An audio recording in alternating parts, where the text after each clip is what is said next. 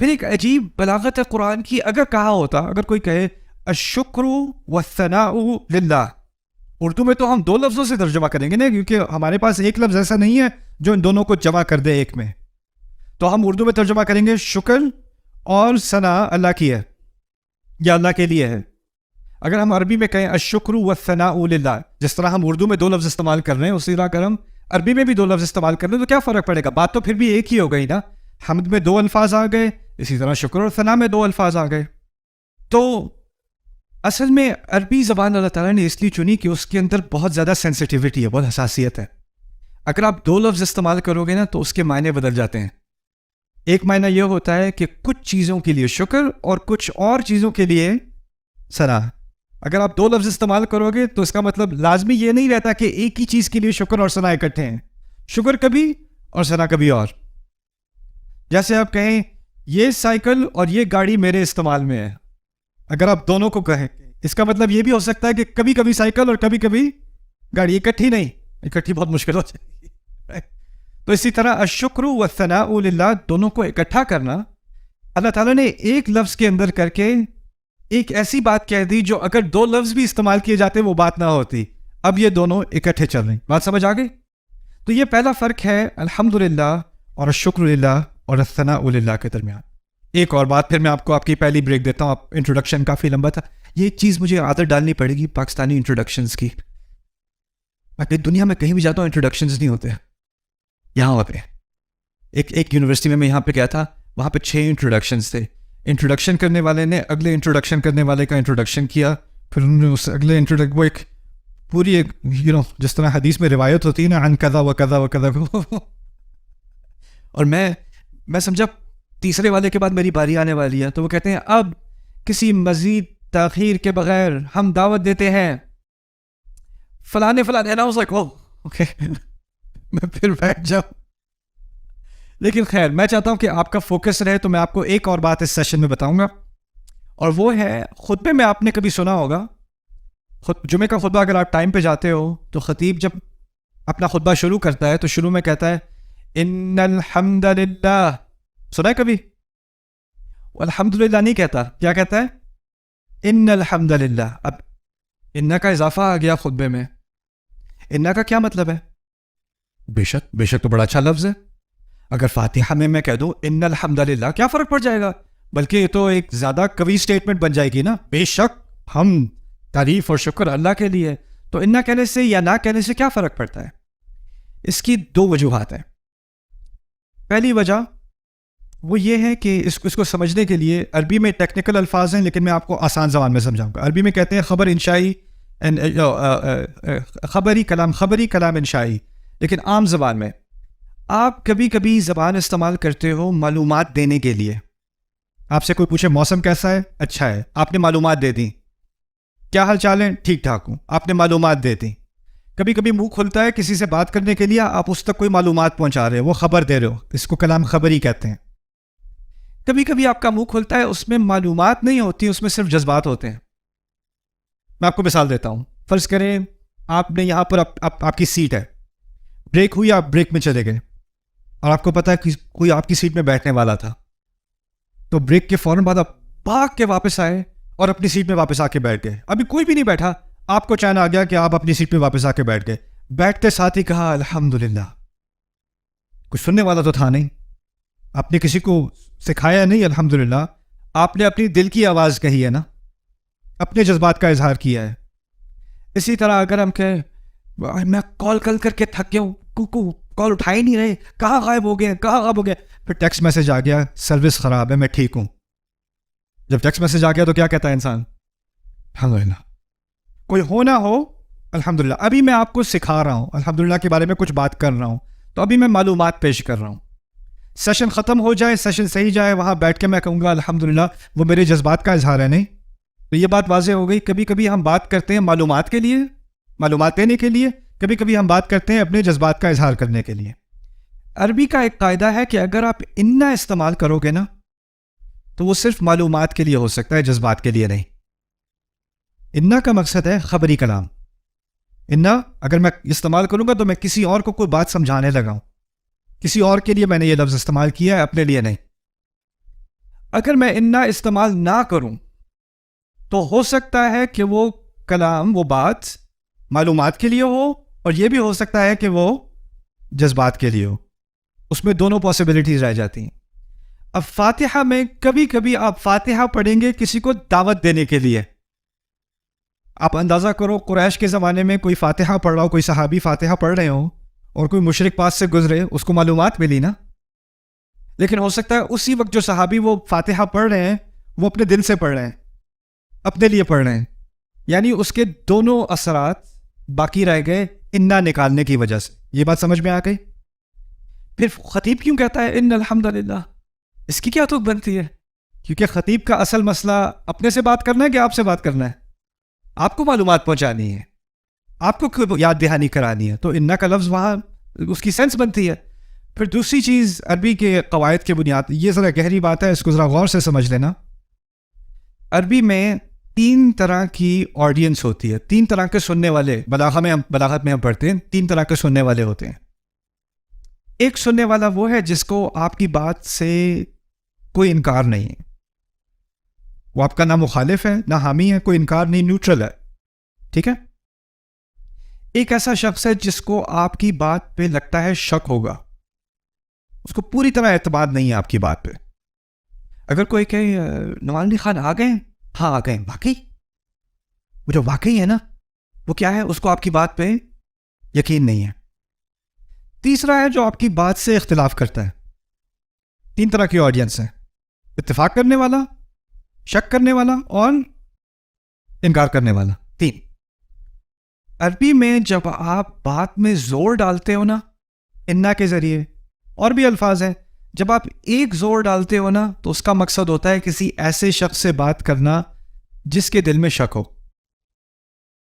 جس کے دل میں شک ہو، اس کے شک کو ہٹانے کے لیے آپ کو تھوڑی بات میں زور ڈالنا پڑتا ہے، اور اس کے لیے کئی الفاظ ہیں. ان میں سے ایک بہت عام استعمال کیے جانے والا لفظ ہے انا. اگر آپ انا استعمال نہیں کرو گے تو کیا بات سامنے آتی ہے؟ جس سے آپ بات کر رہے ہو وہ آپ کی بات سے متفق ہے، اس کو آپ کی بات میں نہ کوئی انکار ہے نہ کوئی شک ہے. فاتحہ میں انا نہ استعمال کرنے سے اللہ تعالیٰ نے یہ درس بھی سکھا دیا کہ یہ بات، یہ حقیقت الحمدللہ، یہ ہر انسان کی روح کے اندر، اس کی روح کو اس سے اتفاق ہے. چاہے وہ باہر سے ہندو ہو، باہر سے عیسائی ہو، باہر سے ایتھیسٹ ہو، باہر سے جاہل ہو، جو بھی ہو، اندر سے حقیقت یہ کہ اس کو اتفاق ہے. اس کی فطرت سے بات کی جا رہی ہے، اسی لیے اس کو صورت الفطرہ بھی کہا گیا ہے. یہ فطرت کی صورت ہے، انسان کی نیچر میں اس نتیجے کو قبول کرنا ہے، اور اس لیے وہاں انا کے ڈالنے سے اس کے اثر پر کمی آ جاتی. کبھی کبھی ہم سمجھتے ہیں زیادہ الفاظ استعمال کرو گے تو زیادہ اثر ہوگا. نہیں نہیں نہیں، کبھی کبھی کم الفاظ استعمال کرنے سے اثر بڑھ جاتا ہے. تو یہاں انا والی بات سمجھ میں آ گئی. میں یہ بس ایک ایکسپیریمنٹ ہے ابھی. اللہ تعالیٰ کی تعریف اور اللہ کے شکر کی جو تعبیر قرآن نے استعمال کی الحمدللہ، وہ کتنے اور طریقے سے ہم کہہ سکتے تھے، اور اگر ان میں سے کوئی اور طریقہ ہم استعمال کریں تو کیا فرق پڑتا ہے؟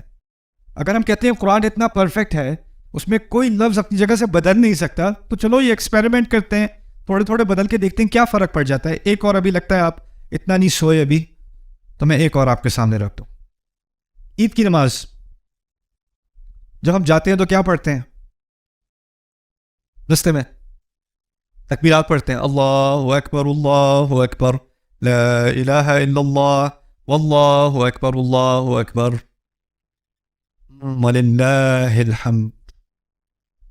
الحمدللہ نہیں کہتے، وللہ الحمد کہتے. یعنی اس جملے کو ہم نے الٹ دیا. عام طور پہ الحمد پہلے، للہ بعد میں، لیکن یہاں پر للہ پہلے اور حمد بعد میں. یہ فلپ کر دیا ہم نے. یہ کیوں؟ اور قرآن میں 6 مرتبہ غالباً الحمدللہ کا لفظ استعمال ہوا ہے، لیکن ایک مرتبہ للہ الحمد بھی استعمال ہوا ہے سورۃ الجاثیہ میں. فللہ الحمد رب السماوات ورب الارض رب العالمین وله الکبریاء فی السماوات والارض وهو العزیز الحکیم. للہ الحمد بھی استعمال ہوا ہے. تو عربی میں حمد کے 2 طریقے قرآن میں پائے جاتے ہیں، للہ الحمد اور الحمدللہ. فرق کیا ہوا؟ اصل میں قرآن میں کبھی کبھی اس ترتیب کے بدلنے سے معنی میں فرق آ جاتا ہے، اور اس ترتیب کے بدلنے سے بھی ایک فرق جو آتا ہے وہ ہے صرف کا اضافہ. للہ الحمد کا ترجمہ ہوگا حمد صرف اللہ کے لیے. الحمدللہ کا معنی ہوگا حمد اللہ کے لیے. لیکن للہ الحمد حمد صرف اللہ کے لیے. پھر یہی بات سامنے آتی ہے, صرف کہنے سے بات میں زیادہ قوت آتی ہے. تو فاتحہ میں اگر للہ الحمد کہا ہوتا اور شروع سے یہ بات سکھا دی گئی ہوتی کہ حمد صرف اور صرف اللہ کے لیے, تو وہاں صرف کا لفظ استعمال کیوں نہیں کیا, الحمدللہ کیوں کہہ دیا؟ اس کو سمجھنے کے لیے پہلے جاثیہ کی طرف, میں نے کہا تھا سورۃ الجاثیہ میں للہ الحمد ہے نا. شروع سے سورۃ الجاثیہ کی شروعات سے مشرکون کے ساتھ ایک مقابلہ ہے. مشرکوں کے عقائد پر حملہ کیا جا رہا ہے. اللہ تعالیٰ کی وحدانیت کی دلائل دی جا رہی ہیں. کیوں ایک اللہ کو مانو, اس کے ساتھ باقیوں کو شریک کیوں نہ ٹھہراؤ. اور اس تمام بات کے آخر میں کہا حمد صرف اللہ کے لیے ہے. کیونکہ بات کس سے کی جا رہی ہے؟ شرک کرنے والے سے. اس سے اگر آپ کہو حمد اللہ کی کرو تو وہ کہے گا وہ تو میں کرتا ہی ہوں, اور ساتھ میں یہ کچھ اور بھی ہیں ان کے بھی کرتا ہوں. یعنی اس کو الحمدللہ سے انکار نہیں ہے, اس کو للہ الحمد سے انکار ہے. تو کیونکہ اس کو شرک ہے نا اس کا مسئلہ, تو اس کے شرک کے حل کے لیے اس سے کہا گیا للہ الحمد. لیکن فاتحہ میں کیا مشرکون سے بات ہو رہی ہے؟ فاتحہ میں کس سے بات ہو رہی ہے؟ ہر انسان سے, اور ہر انسان کی فطرت سے. اور انسان کی فطرت کے اندر یہ ڈیبیٹ ہے ہی نہیں, یہ مسئلہ ہے ہی نہیں کہ ایک سے زیادہ رب ہے کہ نہیں. ہمارے اندرون ہماری گہرائیوں کے اندر ایک رب ہے. اسی لیے الحمدللہ جو بات دل میں ہے وہی سامنے آ گئی الحمدللہ, اس لیے وہاں للہ الحمد نہیں ہے. اوکے, کسی نے بہت اچھا سوال پوچھا پچھلے لیکچر کے بارے میں, عید کی نماز پہ ہم للہ الحمد کیوں کہتے ہیں؟ میں نے کیا کہا تھا للہ الحمد کے بارے میں؟ کیا معنی ہے اس کے؟ ہم صرف اللہ کے لیے. اور وہ تو کسی مشرک کی مخالفت میں آپ کہو گے نا کہ ہم صرف اللہ کے لیے. تو آپ عید کی نماز پڑھنے جا رہے ہو, اس میں کہاں مشرکین آ گئے؟ عید کی نماز کھل کر تکبیر کرنا یہ فتح مکہ کے بعد ہوا ہے, جب بت سارے ٹوٹ چکے, اور اب مسلمان نماز پڑھنے جا رہے ہیں پہلی دفعہ, اور مکے میں اس بات کا مظاہرہ ہو رہا ہے کہ اب سے حمد صرف اللہ کے لیے ہوگی. اب بڑائی صرف اللہ. اللہ اکبر, اللہ اکبر, لا الہ الا اللہ, اللہ اکبر, اللہ اکبر, وللہ الحمد. وہاں اس بات کی سینس بنتی ہے, اور اسی کو ہم ہمیشہ سیلیبریٹ کر رہے ہیں, اسی فتح کو. وہاں شرک کا خاتمہ ہوا ہے, اور صرف ایک رب کی حمد ہم نے کرنی ہے, اسی لیے وہاں پر للہ الحمد کی سینس بنتی ہے, اس کی حکمت ہوتی ہے. ٹھیک, اچھا آگے ہے, یہ بھی کہہ سکتے ہیں عربی میں للہ حمدن. حمدن الف لام کے بغیر, ال کے بغیر. اگر آپ للہ حمدن کہیں گے تو اس کا معنی یہ ہوگا کچھ حمد اللہ کے لیے. وہ تو آپ کو ویسے ہی واضح ہو جائے گا کیوں مناسب نہیں ہے. ال استقراق بھی کہتے ہیں اسے. ال سے کیا بنتا ہے؟ تمام حمد اللہ تعالیٰ کے لیے. اور یہ قرآن کا فلسفہ ہے, تمام حمد اللہ تعالیٰ کے لیے. دیکھیں, میری زندگی میں, آپ کی زندگی میں, ہم نے کچھ چیزیں, کچھ کامیابیاں ہمیں ملی ہیں زندگی میں. آپ کالج یونیورسٹی سے گریجویٹ ہوئے ہو, آپ کو کوئی جاب ملی ہے, آپ کو کوئی بزنس سکسیزفل ہوا ہے. یہ تمام جو کامیابیاں ہمیں زندگی میں ملتی ہیں, یہ اصل میں ہماری نہیں ہے. اصل میں یہ میری کامیابی نہیں ہے. میرے ہاتھ میں صرف کوشش ہے. اور یہ ساری کامیابیاں, ان کو آپ نتیجہ کہہ لیں, نتیجہ میرے ذمہ ہے ہی نہیں. میرے ہاتھ میں صرف اللہ نے کوشش دی ہے, اور اس نے اپنے ہاتھ میں ہمیشہ کیا رکھا ہے؟ نتیجہ. اب دنیا کی نظر میں اگر کوئی مشہور ہو گیا تو مشہوری بھی ایک طرح کی کامیابی سمجھی جاتی ہے. تو کہتے ہیں ماشاءاللہ آپ تو بڑے مشہور ہو گئے, آپ تو بڑے یہ ہو گئے. مشہوری اس سے نہیں آئی. مشہوری کہاں سے آئی تھی؟ اللہ سے آئی تھی. آپ کا بزنس تو بڑا چل گیا, انویسٹمنٹ اس نے کی ہے, محنت اس نے کی ہے, لیکن جو بزنس چلا ہے نا, وہ کس نے چلایا ہے؟ وہ اللہ نے چلایا ہے. تو ہم کہتے ہیں نا تمام حمد اللہ کے لیے. وہ کیا ہے کہ کوشش تو میں نے کی ہے, لیکن اللہ کی قدر میں مجھ سے کہیں زیادہ کوشش کرنے والے ہیں جس کو اللہ نے نتیجہ نہیں دیا. مجھ سے کہیں زیادہ ذہین ہے, مجھ سے کہیں زیادہ عقل مند ہے, جن کو اللہ نے یہ موقع نہیں دیا, جن کے لیے دروازے نہیں کھولے. اور یہ میرے لیے اس لیے نہیں کھولے کہ میں زیادہ مستحق ہوں. کبھی اللہ امتحان لیتا ہے زیادہ دینے سے, کبھی اللہ امتحان لیتا ہے کم دینے سے. الحمدللہ سے یہ بات ذہن میں ہمیشہ رہتی ہے کہ جو کچھ اچھا آ رہا ہے نا میری زندگی میں بھی, آپ کی زندگی میں بھی, وہ اصل میں ہمارا کارنامہ ہے ہی نہیں, وہ اصل میں اللہ تعالیٰ کی طرف سے. وَأَن لَيْسَ لِلْإِنسَانِ إِلَّا مَا سَعَى, انسان کی ملکیت میں کوئی چیز ہے ہی نہیں سوائے ان کوششوں کے جو اس نے کی. کوشش کے علاوہ کچھ نہیں ہے میرا. کوئی مجھے کہتے ہیں ماشاء اللہ آپ کو تو بہت لوگ سنتے ہیں. میں نے کہا میں تھوڑی سناتا ہوں, جو میں بول رہا ہوں وہ میری کوشش ہے. جو اللہ تعالیٰ کسی کے دل میں ڈال رہا ہے کہ اس کی بات سن لو, وہ میری طرف سے تھوڑی آیا ہے, وہ تو اللہ تعالیٰ کی طرف سے آیا ہے. اور وہی بات کوئی سنے اور کہے اس سے میری زندگی بدل گئی, اور وہی بات کوئی اور سنے اور کہے یہ کیا بکواس کر رہا ہے, یہ کیا بورنگ بات کر رہا ہے, میں اپنا ٹائم برباد نہیں کر رہا یہاں پہ. یہی ہوتا ہے نا, کسی کے کان میں اللہ تعالیٰ نے کن فیکون ڈال دیا ہے, کسی کے کان میں نہیں ڈالا, اس کا مجھ سے کوئی تعلق ہے ہی نہیں. یہ بھی الحمدللہ کا ایک نتیجہ ہے. اچھا آگے چلتے ہیں للہ الحمد سے. ہاں یہ ایک اہم لیسن ہے اس کا. عربی گرامر کو مجھے اردو میں کچھ سمجھانا پڑے گا. اسم اور فعل کا فرق. اردو میں آپ نے سیکھا ہوگا فعل ماضی, فعل حال, فعل مستقبل. ایک زمانے میں سیکھا ہوگا جب جیل میں تھے, اسکول میں تھے. اچھا فعل حال, فعل ماضی, فعل حال, فعل مستقبل. اسم کا کوئی صیغہ نہیں ہوتا ہے. اس میں حال, اس میں ماضی, اس میں مستقبل. اسم کا کوئی ٹینس نہیں ہوتا, نہ وہ ماضی میں ہوتا ہے, نہ حال میں ہوتا ہے, نہ مستقبل میں ہوتا ہے. جیسے یہ میز ہے, میز کا نہ ماضی ہے, نہ حال ہے, نہ مستقبل ہے. اس کا کوئی, لیکن میں کہوں کھایا, بیٹھا, پڑھا, تو پڑھنے کا ایک ماضی ہے, میں نے کل پڑھا, یا میں ابھی پڑھ رہا ہوں, یا میں کل پڑھوں گا. یعنی افعال کا یا تو ماضی ہوتا ہے, یا حال ہوتا ہے, یا مستقبل ہوتا ہے. اگر میں کہوں میں اللہ کی حمد کرتا ہوں, میں اللہ کی حمد کرتا ہوں, میں نے فعل استعمال کیا کہ نہیں؟ فعل استعمال کیا نا. تو اگر کہا ہوتا احمد اللہ, میں اللہ کی حمد کرتا ہوں, بات تو پھر بھی ٹھیک ہوتی. احمد اللہ رب العالمین الرحمن الرحیم الرحمن الرحیم مالک یوم الدین, ایسے ہو جاتی بات. یا ہم کہتے نحمد اللہ, جیسے خطیب کہتا ہے شروع میں, آپ کے سونے سے پہلے آپ نے سنا ہوگا ان الحمد للہ نحمدہ ونستعینہ, سنا ہے کبھی؟ نحمدہ, ہم اس کی حمد کرتے ہیں. عربی میں کہتے ہیں ہم اس کی حمد کرتے ہیں. تو یہ فعل کا استعمال ہے. قرآن نے کیا کہا ہے؟ حمد اللہ تعالیٰ کی ہے. جیسے میں کہوں یہ میز اس ادارے کی ہے, تو حمد کا لفظ جو قرآن نے استعمال کیا ہے وہ فعل استعمال کیا ہے یا اسم استعمال کیا ہے؟ اسم استعمال کیا ہے. تو اسم استعمال کرنے میں اور فعل استعمال کرنے میں کیا فرق پڑ جاتا ہے, یہ بات سمجھ لیں. پہلی بات میں نے کہی تھی فعل تو 3 طرح کے ہوتے ہیں, یا تو ماضی میں, یا حال میں, یا مستقبل میں. فرض کرو میں کہوں میں حمد کرتا ہوں. پہلی بات یہ کہ کس سیغے میں بات ہو رہی ہے, ماضی, حال اور مستقبل. کس میں بات کی میں نے؟ حال میں.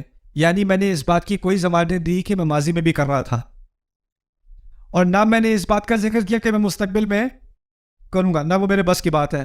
اور اگر آپ ماضی میں پیچھے جاتے جاؤ تو ایک وقت تھا جب میں کچھ تھا ہی نہیں, لیکن حمد پھر بھی تھی. اور ایک وقت مستقبل میں آنے والا ہے جب میں کچھ ہوں گا ہی نہیں, لیکن حمد پھر بھی ہوگی.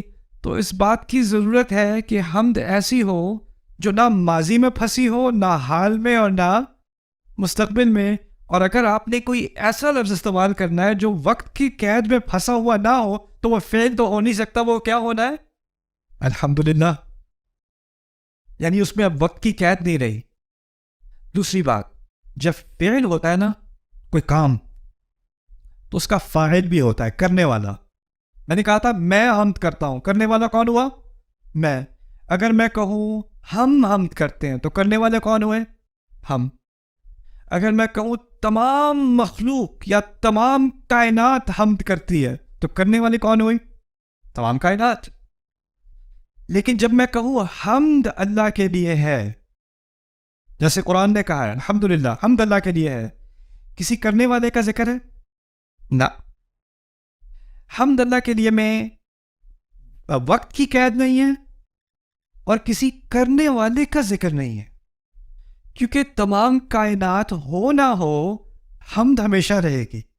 हमद इस कायनात से पहले भी थी, हमद इस कायनात के बाद भी होगी. ऐसी हमद अल्लाह ताला की जो ना वक्त की कैद में हो, ना किसी के हमद करने वाले की कैद में हो.